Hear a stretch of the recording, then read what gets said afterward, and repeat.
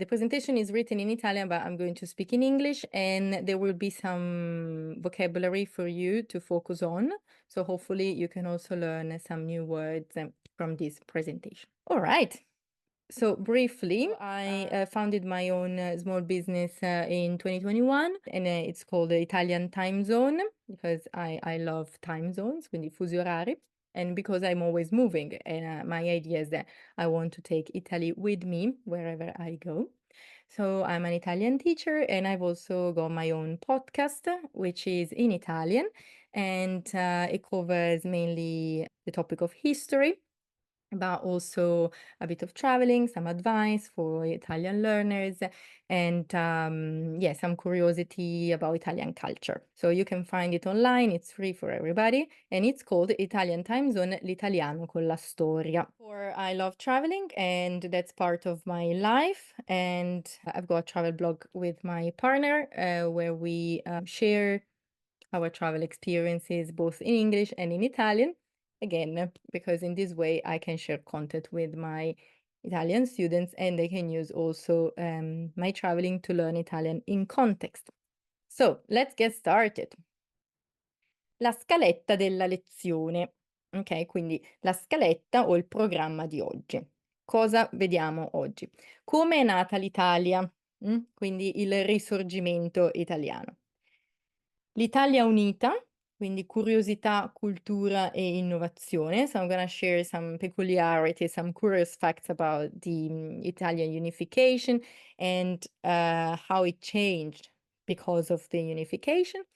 Then shortly I'm going to mention the end of World War II, il referendum del 2 giugno, molto importante, e poi c'è tempo per le domande. So there will be time for questions, of course. All right, so before we get started, let's learn some Italian words that are helpful and useful in this context. Abbiamo il regno, that's our kingdom. And of course, related to that, we have re and regina, king and queen. Monarchia, very similar in English. Repubblica. And then we have patria and patrioti, or patriote. This word is very important because in Italy, we don't really talk a lot about nationalism or like nationalism because it reminds us about fascism. Okay. So when we want to talk about the Italian unification, we talk about patria and we talk about patrioti and patriote. So people that wanted to a unified Italy. Okay. So patria is your land, is your nation, is your land, is the place that you call in the state, the country, but it's got in a connection, an affectionate connection. Okay, you feel that's your country somehow, and maybe you want to die for that. Okay, you want to fight for that. So you need to think that in our context, Italy was not yet a unified country. So we have these people that actually wanted to have a unified Italy. We call them patrioti and patriote. So people that in any sort of way supported or fought or spread ideas to get to the Italian unification. So that's very important. So they were nationalists, but we don't call them that way, basically. Poi, moti and rivoluzioni, those are uprisings and revolutions. So when people get to the streets, okay, in order to fight for their ideas. Costituzione, that's our constitution. Guerra, war. Annessione is when one piece of land is integrated, is annexed to another country. One of my favorite words, toponomastica, which has got nothing to do with mice, but toponomastica is the part of the linguistics that studies the names of the roads and the name of the streets in a city. That's very important when we talk about Italian history, because you can find Italian history in the streets of Italy. And the toponomastica, so the name of the roads, was actually used by the new government to increment the idea of a unified country. We'll see some examples later.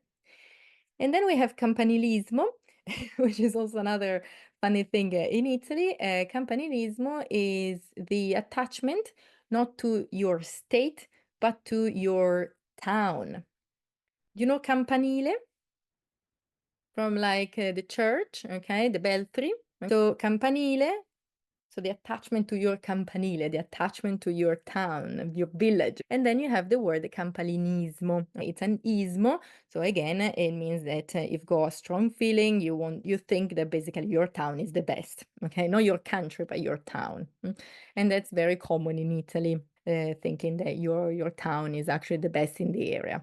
Mine is because we have a castle and the others don't, for example. So of course I think that my town is also the best in my area.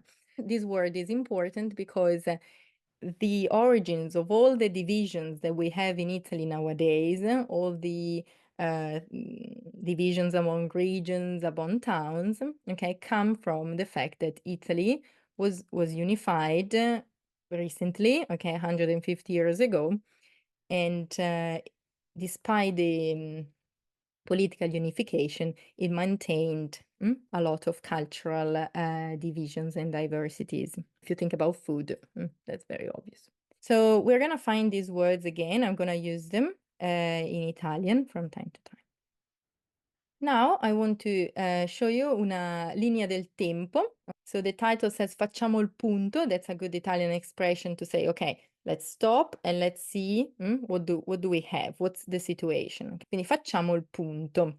Come siamo arrivati al 2 giugno 1946. Okay? So the whole point of this presentation is to show you how Italy went from not being a country to being a country and a monarchy to finally being a republic. Questa è una linea del tempo, that's the way we call it, una linea del tempo.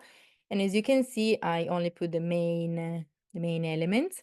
And we're going to start from 1814 to 1861. When we read the dates in Italy, we go for the full version like in English. So it would be 1814 1861. It's like in English when you read the whole number. You ready? Now we're gonna start with the Risorgimento Italiano. I've got an entire season of my podcast dedicated to the Risorgimento. So in this presentation, of course, I'm going to sum up what I've said in 12 podcasts. The first things to remember is that Italy was divided in a lot of states. So this situation that we have in 1814 is this one. This is a very clear map of how Italy was divided after Congresso di Vienna, so after Napoleon was defeated, and the states got to their original, let's say, borders, and Italy was divided in a lot of states. It's important to notice that the red one è il Regno di Sardegna, that we can also call simply Piemonte, and this is our most important regno. You need to remember, Regno di Sardegna will be the one that leads the Italian unification and would also impose their own system on the entire new country, okay, Regno d'Italia. Then we have here on top, this part, Lombardia and Veneto and Friuli Venezia Giulia, it was controlled by the Austrians, Impero Austro-Ungarico. Then we have, those were independent, principati, small, or ducati, like with dukes and stuff like that. Then we have here in the middle, we have the Pope, that was called the Stato della Chiesa. And then in the south of Italy, we have the Spaniards, okay? Quindi il Regno delle Due Sicilie that was controlled by I Borboni. So basically, the majority of Italy was directly or indirectly, because France also had a huge influence on Regno di Sardegna and Stato della Chiesa, by foreign powers. So when you see that all around you, other countries are getting like their own state and their own nations, and you are still controlled by other powers, some people, some intellectual people, and some politicians started to question the fact that we should get rid of the foreigners, okay? So we should get rid of the Spaniards, we should get rid of the Austrians, okay? And we should get rid of the French. So we have the first moti, the first uprisings. already in 1820, 1821, Naples and Turin. A Napoli, mainly to get rid of the Borboni, okay? In Turin, they were already talking about leading the Italian unification. Then you need to imagine a context where, I mean, there are moti after moti, people take the streets, okay? It's not just in 1820, 1821, okay? There is like a lot of movements, okay, of ideas and newspapers, people that move, people that take the street and have speeches, okay? And one of these person, uno di questi patrioti, era Goffredo Mameli. Mm? And here I want to ask you if you ever heard this name. Have you ever heard the name of Mameli? No? Okay, cool. Goffredo Mameli is the person that wrote our current national anthem. So Goffredo Mameli is the one that wrote the lyrics, the words for Il Canto degli Italiani, our national anthem today, that today we call Inno di Mameli. Bobo, bobo, bobo, bobo, bobo. You know, if you got an idea of, you ever heard the Italian national anthem? So Mameli wrote the words, the lyrics, and Novaro wrote the music. And I always think how fascinating it was in 1847 when this guy was like, he was very young. I think he was 20, and he was like, "Oh, I wrote this amazing song, but I need I need music for that. Otherwise, people are not going to sing it." And then he went to this famous composer at the time and he prepared the music. And then together they started like spreading this canto, okay, this song everywhere to any events. And it was so catchy that people actually started singing it. And they sang it always, like for all the Italian unification, for all the guerre d'indipendenza in the World War One. Okay, so it became very, very popular. Mameli became more famous than Novaro because he died, unfortunately, 2 years later in another war that we're gonna see soon. And Novaro didn't die, so Novaro was completely forgotten, and nobody remembers about him. If you ask an Italian who wrote the music for our inno, for our anthem, nobody knows. Okay, it's just a little curiosity that our national anthem was written back then, but it became actually a symbol of our state only in 2017. So before that, it was never an official symbol, okay? While the flag, for example, became an official symbol at the end of World War II. Okay. Then another important moment is the year after, 1848, when we have the most important moti. Quindi ci sono i moti più importanti al nord Italia e la città più importante è quella di Milano, okay? E we have something that we call the 5 days of Milan, le 5 giornate di Milano. Remember this because in a moment I'll show you a map and I'll show you why we get back to the streets. I want to tell you something about an Italian expression related to this date. So we have an expression in Italian that is this one. È successo un 48. Have you ever heard of it? So è successo un 48. It's a commonly used Italian expression that means that a mess happened. That it's a mess. We are living a messy situation or something very problematic happened. And so we need to solve the problem. Okay, we need to find a solution to this problem. For example, if two of your friends are fighting and they're not talking to each other anymore, then you can say to another friend, "Oh my God, è successo un 48. Hanno litigato, non si parlano più." Okay, something like that.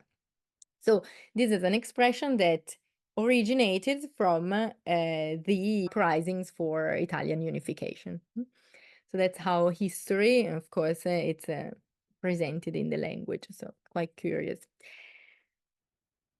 Now, I want to show you that history is not only present in our language, but also, as I was saying before, in the streets. So this is a map of Milan, okay? As you can see here, this area is called the Zona Risorgimento, okay?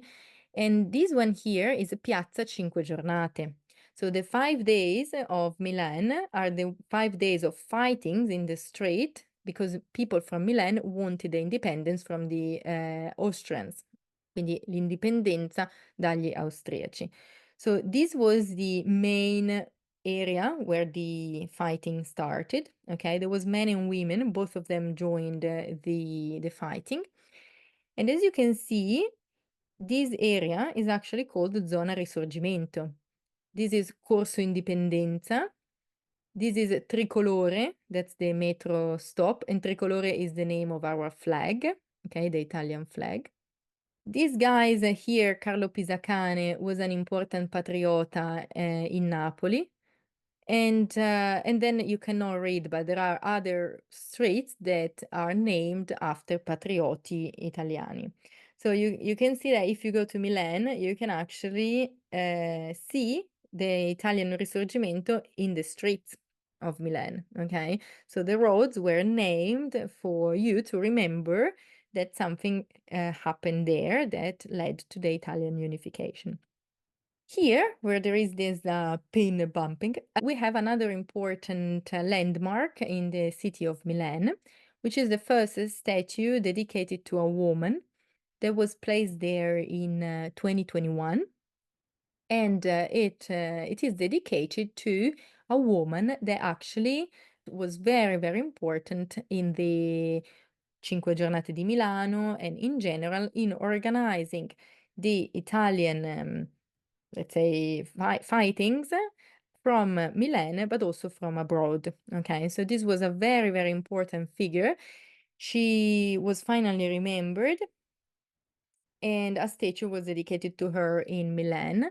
She was Cristina Trivulzio di Belgioioso, so she married a very rich man and she was very literate. So she was writing a lot of articles, journals from Paris as well and from Milan when she could actually return to the country because with her words, she was actually able to organize the uprisings, ok? Con le sue parole, con le sue lettere, con le sue organizzazioni politiche e sociali, è stata riuscita a organizzare molti dei movimenti, dei moti a Milano. And also, 1849, we're gonna see what happened in Rome, but she also organized there medical assistance for the people who were fighting. So she had the money and she used them for a cause, basically. Behind the statue, there is this quote, something that she shared, she wrote in 1866, basically hoping that her work would not be forgotten and that the women that will come after her will be remembered for what they did and they will not struggle to be remembered as she and other women of her time were. Okay, so this statue, that, if you think about it, first statue of a woman in 2021, was a good point, a good landmark, okay, to try to remember more women in history, also in Italy. She died when Italy was already unified and when Rome, but before the Rome became a capital city. Now, Rome. What happened in Rome? Because I mentioned that 1849 she organized actually the medical assistance for the fighters.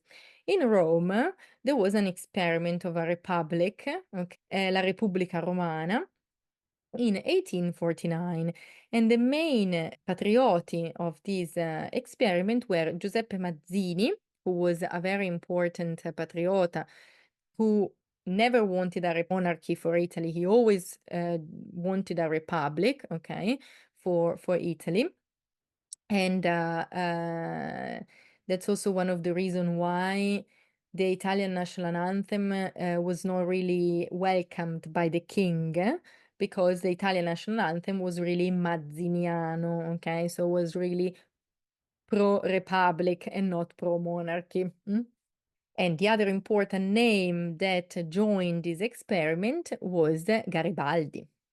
Garibaldi was very important in all the Italian unification process. He strongly believed in the country's independence, and he also strongly believed in a republic. So he was not very happy when actually Italy became a kingdom and not a republic. So Repubblica Romana was an experiment. It didn't last very long because the French intervened in order to protect the Pope and to give a power back to the Pope. Okay, but the people in Rome and other people that joined from other regions, they really believed in the possibility of starting the Italian unification from Rome. Okay, but unfortunately, it didn't work. And here I want to show you another connection between the history and places in Rome. Here we are in the center of Rome, okay, the Colosseo qui, Città del Vaticano qui.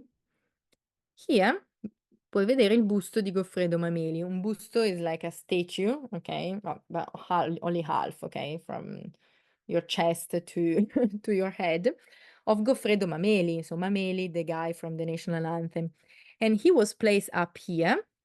Here there is the statue of Garibaldi, and here there are a lot of other busti of patrioti and patriote. Why? Because this hill is called Gianicolo. Gianicolo is the king of war, and Gianicolo is the main hill where the fighters during the Repubblica Romana, i patrioti hanno combattuto contro i francesi. Okay, so this was the place where was the main area of fighting, okay, where the resistance tried to resist to the French. And little curiosity that I was told by a professor of art that I interviewed in one of my podcasts, this road here is called Via dei Quattro Venti. So in Italian, Quattro Venti is four winds, basically. But the origins of this name has nothing to do with venti, with the winds.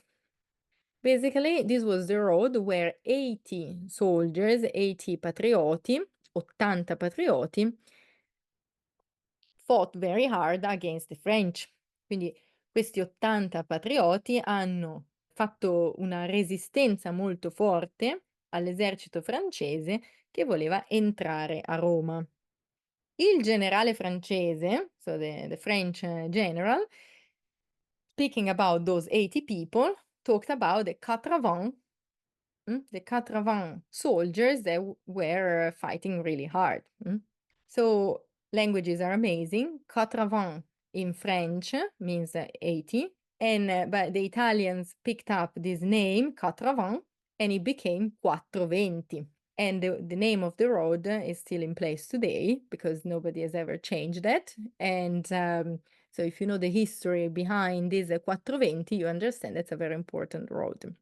So it also shows you how sometimes we are lost in translations, okay, in between languages. So I really find fascinating how the roads were designed and they were named also to tell a story, a precise story by the new governments after the Italian unification.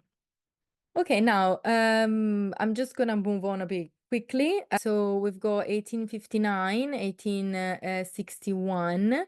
We've got the Second War of Independence. The idea of the Regno di Sardegna was to actually get Lombardia and Veneto. The French helped them, but in the end, they only included Lombardia. Thanks to the French, but also because of the French, but also like the French basically told them, okay, be happy with Lombardy, leave Veneto because we don't want to have more troubles.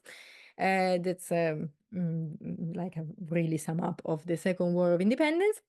Why is this war important? because it leads to a important step, okay, to the Italian unification. Lombardy go includi, quindi è annessa, you remember the verb annettere, quindi la Lombardia è annessa al Regno di Sardegna, quindi al Piemonte. This year is also very important because not only roads starting building up the image of a unified Italy, but also art. And we have one of the most important paintings that tells us the story of the Italian unification. That's Il Bacio di Francesco Hayez. Maybe the name, no, but maybe the picture. Have you ever seen that? This is one of the three versions of a very important painting that tells us a story. Because we have the Patria in azzurro, che è la donna, no? La donna patria. Abbiamo il patriota in rosso, ok, che combatte con il suo sangue, eccetera. Abbiamo gli austriaci invasori.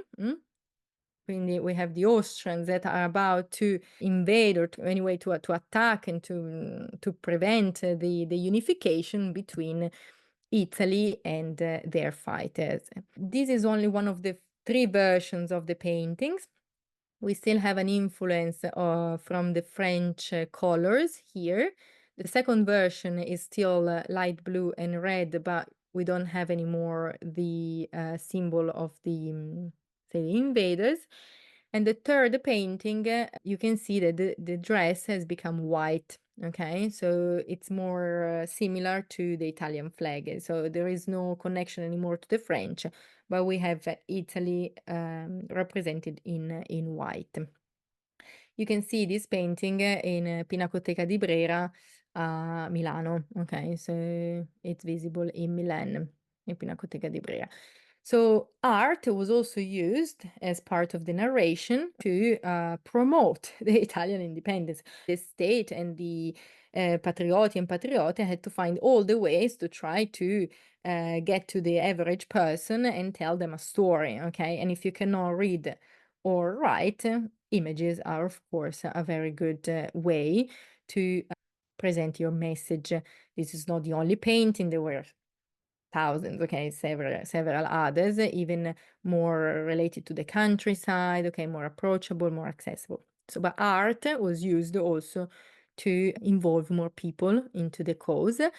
And then we had figures like Garibaldi. They were also very, very important as well. Garibaldi was important because he was the leader of the Spedizione dei Mille. So more than 1,000 volunteers that were like believing in the Italian unification. So they left from Liguria. I mean, what it was like, you can see now Regno di Sardegna that included other territories because we had some plebisciti, so people were asked if they wanted to join Regno di Sardegna or not, and the majority voted yes.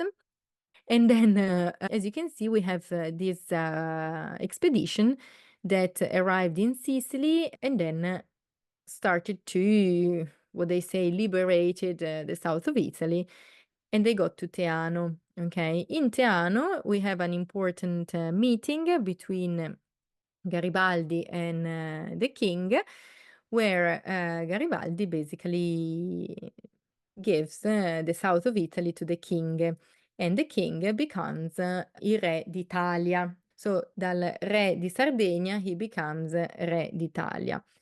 And the Regno d'Italia is proclamated, è proclamato il 17 marzo 1861 e la capitale è Torino. As you can see, we are missing a very important bit of Italy, which is Rome, okay? And also Veneto, but I mean, Rome is Rome. So, as you can imagine, sì, Italia unita, but non così unita, okay? Something was missing. We'll need to wait 10 years before Rome will be included into the Regno d'Italia, quindi 1871, 71. In the meantime, we have 10 years. What's happening in those 10 years? So we have another war of independence in 1866 when Veneto is included as well in the Regno. But also we have a change in capital. quindi la capitale d'Italia cambia. Quindi prima capitale d'Italia Torino, terza capitale d'Italia Roma. Any idea which one was the second? Florence. Strategically going towards the south. Okay, so geographically, it was quite important to show that we were a bit moving away from Piemonte in order to try to include also the rest of Italy. Because Piemonte played a really important role in the Italian unification and they wanted to show it. So basically, at the beginning, Regno d'Italia was a derivation, quindi deriva, okay, completely from Regno di Sardegna. The same constitution, so the constitution that was in place in Regno di Sardegna was the one that was adopted in Regno d'Italia. It didn't change. The king didn't change his name. The way the parliament was organized, it didn't change. Okay. I've got a podcast that I called Piemontesizzazione dell'Italia. So the way that Piemonte actually imposed its own rules on a country that was very different from its own. It was really important to understand that. So the movement of the capital was also a strategic move, okay, to show that, okay, Piemonte is important, but we acknowledge that there is somebody else. Ma Firenze capitale. I interviewed a professor. She is one of the most important professor at the University of Florence. She's also a friend of my family. And she told me everything about Firenze Capitale. And she called her presentation Il problema di Firenze Capitale. And I really, really recommend you that you go and listen. I mean, after now you stay, but later you go and listen to her because first of all, she's amazing. Okay, the presentation is in Italian, but she speaks very slowly and she really gives you an insight that it's amazing. I just reported here a couple of notes of what she shared with me. So in Italian, la scelta di Firenze capitale ha portato alla necessità di trasformarla. So Florence was not a capital city, and you have to think that in those years, the ideal capital city was Paris. So if you are a capital city, you need to be similar to Paris. That's why Turin is so similar to Paris, okay? So Florence, well, had to be the same.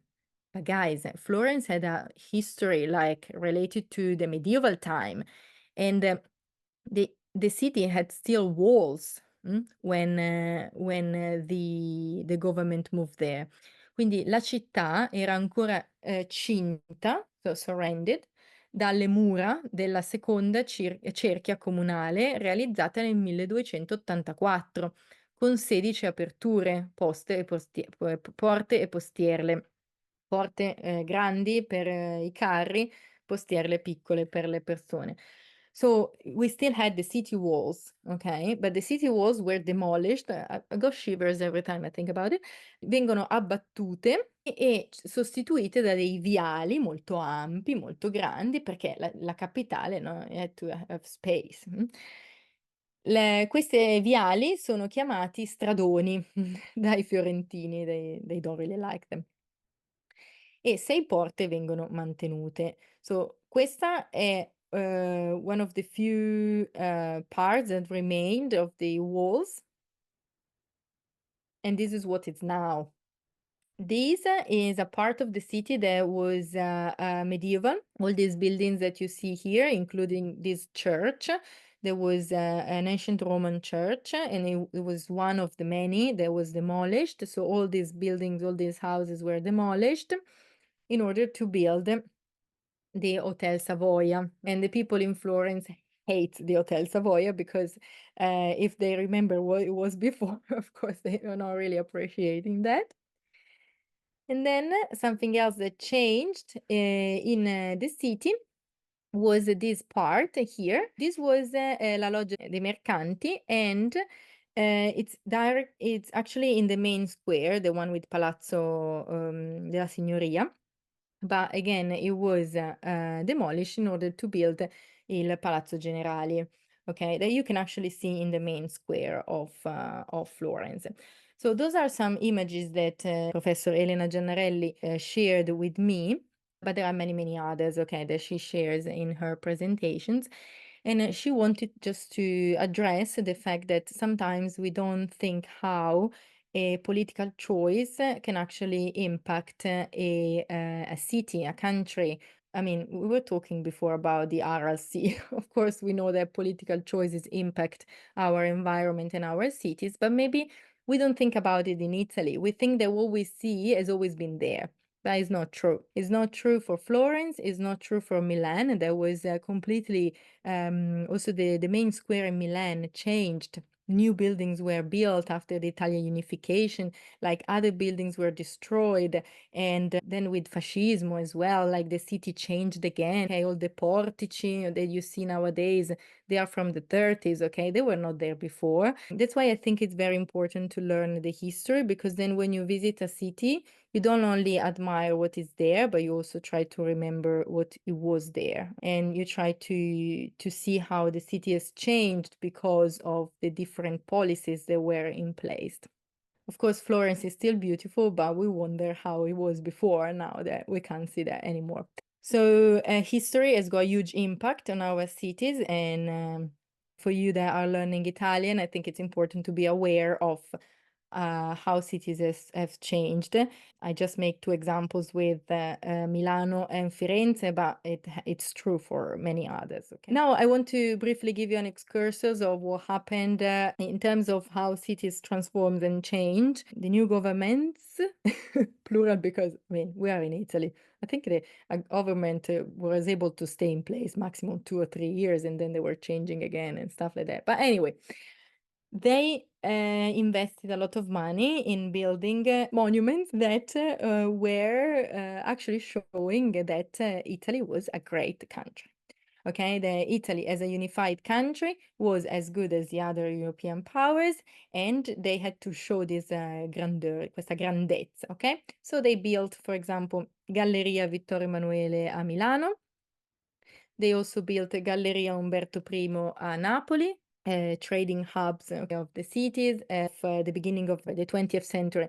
We also have the building of Altare della Patria, Roma. Okay, so this was not there. So they moved buildings around. Okay, I think they removed, like they literally moved the Palazzo Venezia on the other side of the square in order to build this monumental building to promote the Patria. This was one of the favorite building for Mussolini, but he didn't build it. It was already there. Okay, sometimes people mistake it, and it was already there also after World War One, and that's why inside here there is the Monumento al Milite Ignoto. So the monument for the, let's say the soldiers that has no name and represents all the soldiers that died and they are forgotten. And it's inside here. So this has become a very important monument. And nowadays inside you can visit Museo del Risorgimento. Of course. So there are two museums of Risorgimento, one upstairs and one downstairs. You can also go on top. There is a terrace. You can have the view of the city. It's very beautiful. So monuments everywhere to show the importance of the new state, but also science and innovation. This is the face of Marconi, the inventor of the radio. So he invented the radium, and he was rejected by the Italian government at first. So he went to the UK, where his project was actually welcomed. And then he got the fundings to do the first radium connection between the UK and the United States. I recently went to the Museum of Titanic in Milan, and they were mentioning Marconi because when Titanic sank, the radium communication were possible because a couple of years earlier he invented the la radio. We have Montessori, Maria Montessori. She was also Italian, and she was one of the first women to study. She was the third woman to go a degree and to be a doctor. And So she never married. She really wanted to dedicate her life to her career, and you can imagine that was not very easy at the end of the 19th century. Okay, so she really did a great job in order to expand her education theories, and she became very famous. Nowadays, there are schools with her names everywhere, at least in the Western world. And then, in terms of politics, this date is also very important. 1912. So in this moment, we have an important politician called Giolitti. I don't know if you have ever heard of him, but he was in power for many years. And in 1912, quindi 1912, his government extended the right to vote to all male people aged 21. In Italian, this is called suffragio universale maschile. Okay? So, before 1912, only certain categories of men could vote. mm? Not all men. You had to be kind of rich or an aristocrat or whatever. So, we are talking about the 7% of the population that was able to vote. Then, with 1912, all men, so also if you were poor or whatever, could vote. Then we have to wait until the end of World War II for women's vote. And it will be important a bit later. These years are also, I mean, if you are spending a lot of money in building monuments, maybe you're not making everybody happy. And a lot of people were living in extreme poverty in Italy, and that's why a lot of people left Italy. And those are the years of the most important migrations from Italy into New Zealand, into the United States, Canada, Australia. Thousands and thousands and thousands of Italians left, mainly the south of Italy, because the process of industrialization involved mainly the north, because of the policies that I was sharing before and the focus on Piemonte and Lombardia. So a lot of Italians, mainly from the south, left Italy, and we're speaking about millions of Italians.